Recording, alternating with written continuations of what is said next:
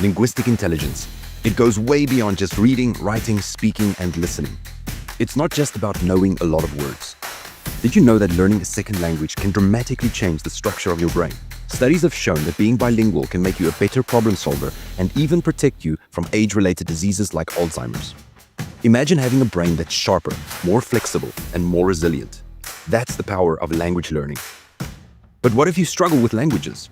Don't worry, there are still things you can do to improve your linguistic intelligence.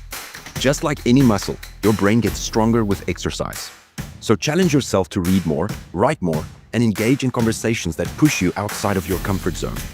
And who knows, maybe one day you'll be the next Shakespeare or the next polyglot who can speak a dozen languages. Being good at languages can open many doors to new careers, help you build stronger relationships, and give you a deeper understanding of the world around you. So what are you waiting for?